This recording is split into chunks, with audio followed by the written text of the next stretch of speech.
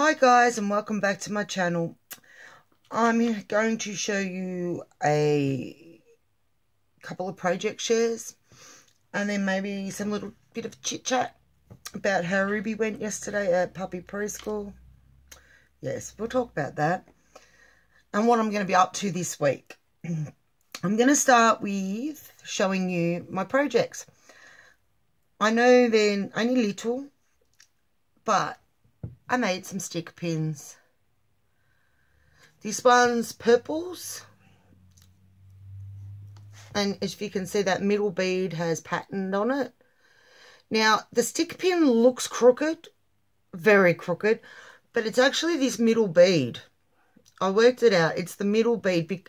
All these beads, I can't remember what brand they are, but they seem to be, the holes in them don't seem to be fully centered, or they're slightly off center when you put them through. I like it, but I don't like the crooked look. It really looks crooked. And I've tried bending the pin, but I really don't want to break the pin now. I've done it, finished it. So that's the purple one. Then we have the pink one with the bead cap that looks like a flower. The top of the pin actually looks like the flower center. And it has a little bike charm. Just very simple, plain. Because I really wanted the bike charm to be the focal point on that one. And then just a plain, simple but elegant green sparkly one. I think I've worked out my style after doing these stick pins, and I think it's not so much shabby, but it's, I like shabby, but I think it's more clean, elegant shabby, if that makes sense. It reflects very much on me, where everything's got to be balanced. Everything's got to be I don't know what the word is. Not perfect, but clean, neat, tidy, if that makes sense. It's the way I am in life, although you wouldn't think it with my house at the moment. My craft room, I keep talking about this craft room. I still can't get to the floor. I had to climb over everything because I was pulling things out yesterday. It's just a matter of, I've got the boxes, I've got to put it away. I've got to get in here, I've got to sort it, and I've got to put it away. But the thing is, there was no room to craft in here. I was the only one home on the weekend, really. My youngest was home, but he got a new game on Friday, so he was down in his room playing his new PlayStation, Xbox, whatever game it was. He was down the other end of the house playing that. So it was basically just me here. So half my craft room is in the lounge room. So the lounge room now looks like my craft room. So when I finish doing this video, while it's uploading and doing all that, before I go to bed, I'm going to spend some time at least trying to make floor space in my craft room, because I do want to get it organised. I am steam cleaning the carpets this week. I want to get my beautiful challenge entries up on my wall and make it an inviting space to be in. At the moment, it's inviting. I like it in here. It's cozy, but I can't find anything. I know I've got certain things, and I know they're in here somewhere. And the prime example of that was this top of this stick pin, this bead cap thing. Hang on a moment. Jarrett, go away. Why is the door open? Because I feel like it tonight, because it's hot. This bead cap, knew I had them, could not find them. For the life of me, could not find them. And lo and behold, I'd actually put them away. I found them where I decided they were going to go. And it took me an hour and a half to find that. So that is why I've got to get this room organised. Now, if you're wondering what was just going on then, I've got the the craft room, study, whatever you want to call this room, open at the moment because it's quite warm. I close that door and it will be hot. If I open the window, next door will be able to hear me, and I really think they think I'm crazy as it is, so I don't want them thinking I'm talking to myself, which technically I am probably talking to myself, but I don't think I'm talking to myself. I'm talking to you guys. Anyway, next project share. Something I've never made before. It actually contains its actual thing is I've never made before, and I've never made one of these. So it was a lot of firsts. I'm finding doing these challenges, I am doing a lot of firsts. And then after, like, I forget what challenge it was I did. I did one, and I can see my work progressing as I go after doing the first, as practice. Practice makes perfect. But to be challenged to do these things, and that is fantastic. I would never make, for the simple fact that I wouldn't have anyone to give it to, I would never make a loaded envelope. Because I wouldn't have anyone to give it to, but because it's part of a challenge, I made it. And I can tell you, it was fun. I'll take this out. I haven't finished. I have finished making the actual envelope and decorating the envelope. I've added some little pegs. And what are these? Picks. I've added some picks in. I've added a few things, but I've still got to finish it. I've still got to finish loading it, I should say. So, yeah, it was fun. I had some envelopes that I used for some mailings. And I've just covered it in that paper that I bought the other week. Added a doily just to decorate the top because, as I said, it's my first. I'm still learning. I don't know all the ins and outs and what you add and that. I made the pocket so that there's a pocket on the front and then there's a pocket on the back. The way I've made them allows for that little bit of give so that I can actually put bigger stuff in. So I'm happy with that. What do you guys think? Is that what a loaded envelope's meant to look like? Not 100% certain. But I like the way it turned out. I'm quite happy with myself. Or not happy with, proud of myself that I did it. Then I just, pardon me. So far, all I've done, I'm going to make a couple more tags, is make a tag using the packet of embellishments that came with the paper line. Use the scraps or the leftover bits because I don't want to waste them as the back or the front. But I thought that was cute. Added this ribbon. I'm not sure. I might take, there's three lots in there. I might take some off. I don't know if that's too bushy for a tassel tag. Not sure what you'd call that. So that's just sitting in the back like that. And I'm going to make a couple of others probably to go in the back. I do have to go to the shops on Tuesday when I get paid and get some stickers and little bits to go in there. Christmas stuff's only just starting to come out over here now. And then here is another first. I made a wand and I'm quite pleased with how it turned out. The only thing is these bits are sticky out, but I think it just adds to it. Yes, it jingles, listen. Very pleased with how it turned out. That's the back. Now, I tried doing the cupcake liner rosette and I didn't like it. I did not like the way mine turned out. Sorry guys, I just got to stick your toe back before you fall flat. I couldn't get it to sit right. I couldn't get it to look right. It was flimsy. It was, I don't know. I watched a couple of tutorials on how people did it. Everybody did it different.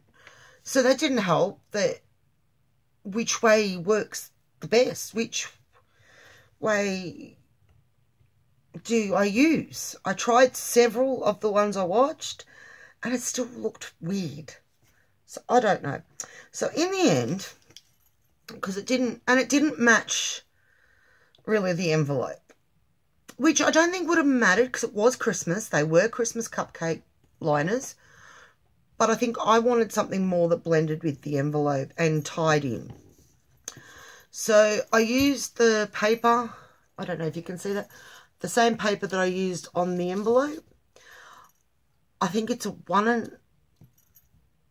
cut a 1.5 inch strip, and it was the 12 inch wide. That's what the paper is, isn't it? The 12 by 12 was the whole width anyway. Then I don't have a scoreboard. That's what you call the thing you make the lines with. I don't have one of those. So I improvised. And on my paper cutter, where, you know, where the blade runs along the paper cutter, the little indent, I use that with I do have one of those bone creaser things. And I put it through, like, opened the cutter up so the blade was away. And I did it at, I think they're 1/4 inch. I don't know. I did it the first line and then I creased with the bone, with my creasing tool. And I did that the whole way along the strip. It took me a while. And it got, like, because you can't, because it's not the actual scoring board and it goes right in, it's pretty deep indent. You've got to be careful how hard you press. The first couple that I pressed went through, so I cut them off and kept going. And I can say it worked. I'm very good at improvising. Because I don't have a lot of the cutters. I don't have a die machine. I don't have the scoreboard. I don't have an envelope maker. I don't have any of that. Slowly, I'll get it. But I improvise. I look for other ways that I can do and get the same results as people that have got the stuff. So that's how I did that. Then, of course, my doilies that I love. I stuck the Santa on and I put that on. I did test, like, doilies. Didn't look right. So, yeah, the paper one. And then I put it on with nothing behind it and it didn't look right. So I stuck the doily to red card and then cut around the scallops to give it that effect. Loving the Santa, the vintage Santa. Then it looked plain still. So I thought of what I could add. And I decided to add this little delicate lace. Then on the back to cover it all. And the circle's not big enough. You can still see the edging of the lace. But it's not, I don't think it's too bad. But when I added my ribbon, I added it after I put it all together, where next time before I stick my stick in, I'll tie the ribbon and put it under that, so I don't need to add this extra little circle down the bottom. So yeah, then I just found my Christmas ribbons and added those. Found a Christmas bell. Love jingle bells. And then I did not know what to put on the center of the bow to make it look finished. And I found these little deer table scatters and I thought that looked okay. Then for the stick, it's just a dowel, like a craftwood dowel stick. I cut it down a little bit and just wrapped Christmas ribbon around it because I wanted the wide and I thought it would go. I could have found, I think I have got plain red, but I thought that that was pretty anyway. Made it more Christmassy. So yeah, it's my first ever wand. So I'm hoping that the person that gets it likes it. Considering it's a first attempt. So that sits in there like that. And then I'm just going to add other goodies around it. Some stickers and, I don't know, maybe I'll find some decorations or something. I don't know. I haven't been Christmas. The Christmas stuff's just coming out now. So I haven't had to pay since Christmas stuff hit the shops. The proper shop, like not Spotlight. Spotlight has Christmas stuff all year round, like from July, August. I'm talking about just your general Big W, Target, Kmart, that sort of stuff. So they're my two projects. Ruby. Ruby is not going back to puppy preschool after yesterday's performance. She's not going back to that puppy preschool. Let's put it that way. She is going back to puppy preschool. She needs it. But the one that we've been going to is connected to where we got her. And it's a good 45 minute drive away. It's worse. It's Saturdays. There's a lot of roadworks on the freeways down here at the moment. And it's taken me an hour to an hour and a half to get from my place to there. And Ruby howls the whole way and carries on and bites and gets out of her harness. I have bought 2 harnesses now and she's got out of both of them. She's a Houdini. So one minute you're driving along nicely and the next minute, and she's all buckled in her harness in the back seat. The next minute she's in the front with you because she's got out of her harness.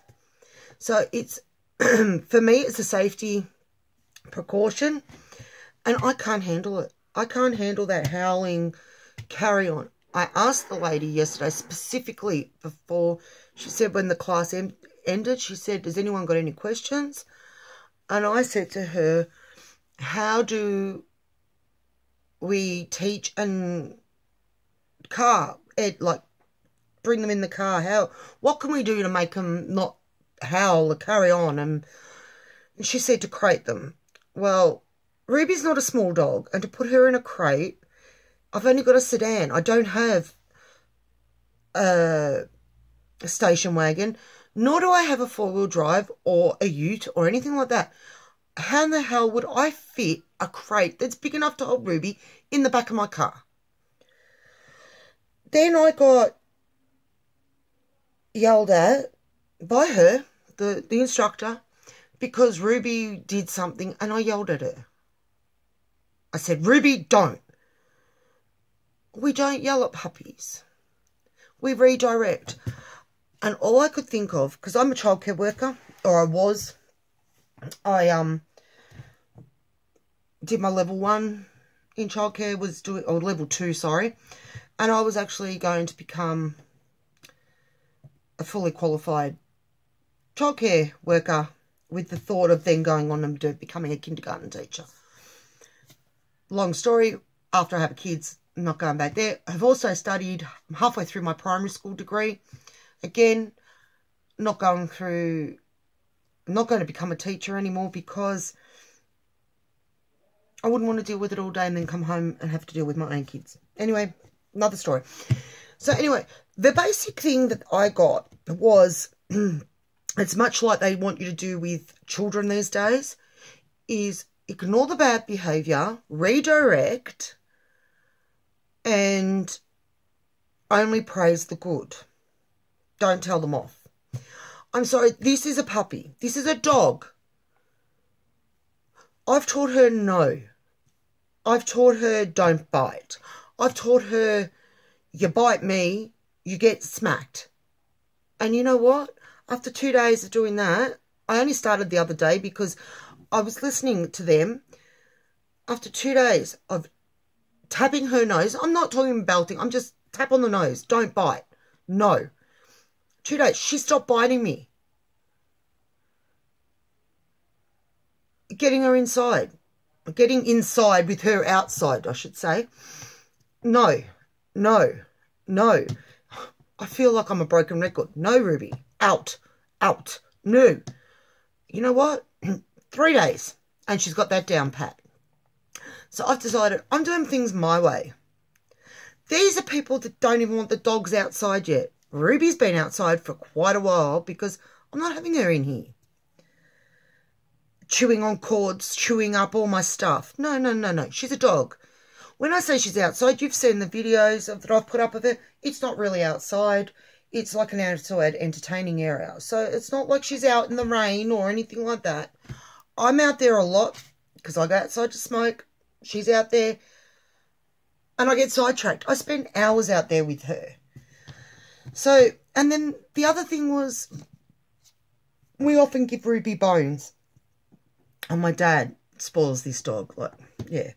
He'll buy a bone or, you know, the rawhide, dry bones and stuff like that. Treats.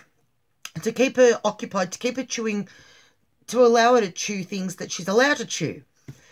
Apparently, according to these people, you give them to them for half an hour, if that, and then you take it off them again. I'm like, hello? If I tried to get that bone off Ruby, we'd have a tug of war. But, I mean, I want her chewing that rather than my hose, rather than my plants, rather than this, rather than that. She then goes and buries it, so she's learning to keep track of where she puts things and that. I don't know. A dog's going to become like kids, ill-disciplined. And of course, Ruby, yesterday, we get there. They got these mats that they want these dogs to sit on. Oh, we walk in and the dog over there sitting on his mat. The two over there are sitting on their mats, eating their pig's ear. I walk in with Ruby. The lady says, I'll sit here with Ruby. Puts the pig's ear on the mat. Ruby's too busy looking around, wanting to sniff everything and look at everything. She barked at her their brothers, like her brother was there and her two sisters. They were the other dogs. She got separated. They put panels up because she barked. And then one she barked at, the other one, she just wanted to go and play. Like she just wanted to go and say hello. No. And then I thought that they would really instruct us and tell us why. Why are we teaching? I mean, I know she knows how to sit, so I know why we teach them to sit. But why do I need to teach her to walk onto this mat? We don't have a mat at home. Am I meant to buy a mat? Like, why am I teaching her to walk onto this mat? And then Ruby's not concentrating. Ruby's not listening. Ruby's off doing her own thing. All the other dogs are doing what they're told, not Miss Ruby. Ruby's off being inquisitive and exploring. And then, why do I need to teach her to watch my hand with food in it? An explanation as to why we're teaching these things would have been good. So, long story short, I'm going to check out the one that's only 10 minutes up the road and see what their philosophy is and how they do things and how expensive it is. Because I can't go through another Saturday of sitting in the car in peak hour traffic, because how I've got to go is you've got to go through all the roadworks. And then I think even you guys overseas will have heard of Flemington Racetrack. It's where they hold the Melbourne Cup. I have to drive straight past it. Now, the first Saturday I drove past it, there was races on at the race course. This week, there was nothing on at the race course, but there was Oktoberfest on at the showgrounds, which you've got the race course here and the showgrounds here. So they're right next to each other on the road I have to drive. So we had all these people in, is it lederhosens and old-fashioned German clothing going to the Oktoberfest at the showgrounds. And it's just ridiculous. I drove down on my mum's today to get my son, Jared. He was down there all weekend. To get there, it took me 15 minutes. Yesterday to get there, it took me 45 minutes. Saturday's just not working. It's not working for me. And Mum said, if it's not working for you, stop doing it. So I'm going to stop doing it. Anyway, I'm rambling. I have still got a few challenges that I have to finish. And I'll put my hand up for another one. I'm going to have to slow down a bit, I think. Or catch up and stay caught up. But I'm hoping, I'm feeling a lot better than I was all week. So I'm hoping, now I'm feeling better. Apart from this sore throat, which is just the weather. You go from hot to cold. Last night I had the heater on all night. Today I had the aircon on because the house was that hot because I'd had the heater on. Anyway, you know, I'm hoping I can catch up because I want to support as many people as I can. But I don't want my crafts to become where I'm not enjoying them anymore. At the moment, I'm still enjoying it. But I'm feeling if I don't slow down just a little or get a routine or get myself under control, I'm going to lose it. I'm going to not want to craft for a while. I've got to also start Christmas presents. I think once I get the carpet steam cleaned this week, it'll be better. We might get back into a routine this week, I think. It doesn't help also. This isn't playing poor me, not doing that. I just want to explain. Because I don't work, I get benefits from the government for looking after my youngest who has a lot of issues and he can't be left alone at the moment. I get that fortnightly.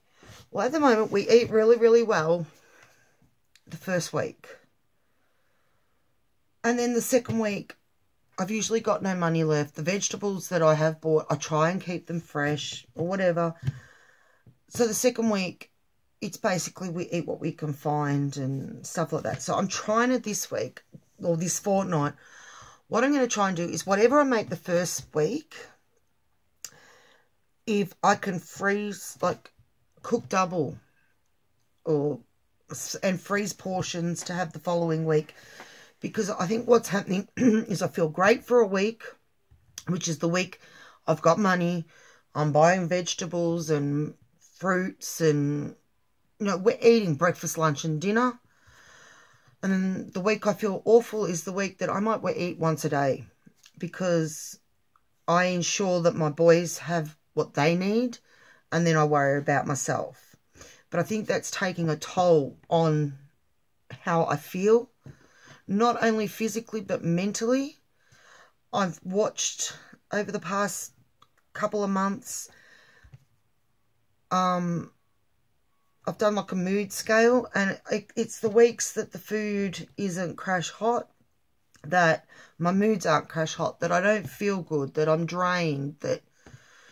So I'm trying now to work out how to combat that week of not no food, but as I said, I might eat once a day and it might be a toasted sandwich or something like that. So not the vegetables, not the fruits, not this, not that. And it's not that I don't budget for these things, because I do budget. I do budget for them, but then other things just keep coming up and it's like, okay, well, there goes the food money for next week. And that, because if I buy crafting supplies or whatever, that's budgeted in. And that's what I don't understand, how we can have a budget and I allocate the money. And it goes still, because you get those unexpected things. I don't know. It frustrates me and it's starting to take a toll on me as in how I feel. So I'm trying to deal with that and work all that out, as well as craft, as well as do everything else. And that's when sometimes I feel it'd be so much easier if there was someone else here within the house that could take some of that pressure. But then if there was someone else here in the house, I'd probably have more money, because that's what I'm adjusting to. I know it's been 3 years. But I'm still adjusting to financially a different situation. I was talking to Jared about it today. And we used to go to JB Hi-Fi and we buy DVDs every week. Every week. I have got the whole collection of Law and Order SUV, Law and Order Criminal Minds. I've got, Criminal Intent. Then I've got Criminal Minds. Then I've got most of, I think I've got Doc Martin. I've got all these sets of all these shows that I really like. And he said, well, we used to do that all the time. The difference was his father lived with us. He owns his own business. So there is a difference. And we are slowly adjusting. It's just hard. And until you're in the situation, you really don't get it. Like, I used to say, oh, yeah. You know, my attitude was that blasé, you know, they get too much, single parents get too much money, or this or that or the other, or they just waste it or whatever. No. Until you're in the situation and you're actually living it, you really don't get it. So, yeah, that's probably why I feel really the second week of the pay week. But I've got ideas in my head on how to get around it. I've just got to see if I can do it.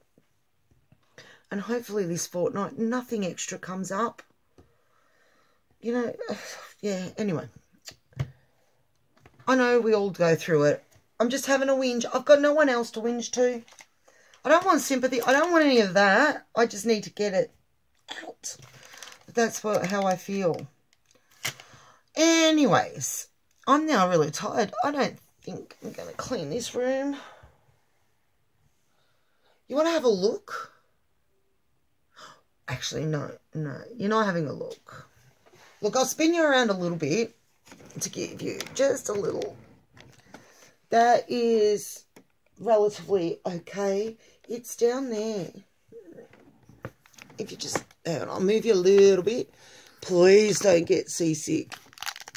Hang on, you're sticky taped. I have to sticky tape it because it's broken. That's the mess I'm talking about. And it goes, oh, it goes all the way over there. I was looking for things. So that's what I've got to clean up. It's just putting, that is actually organised into piles where I was sitting the other week trying to clean it. Alright, there, see? Now, it is in piles and I am attempting to clean it. Oh, and there's over there. I've got to sort it out. It's just every time I sit down I get mum, mum, mum. Or the cat meows, or the dog barks, or, you know how it goes. Anyway, I'm going to say those words. This is now 32 minutes. Woohoo! Okay, I'm going to say, I hope you're healthy, happy, and having fun, and I'll see you soon. Bye for now.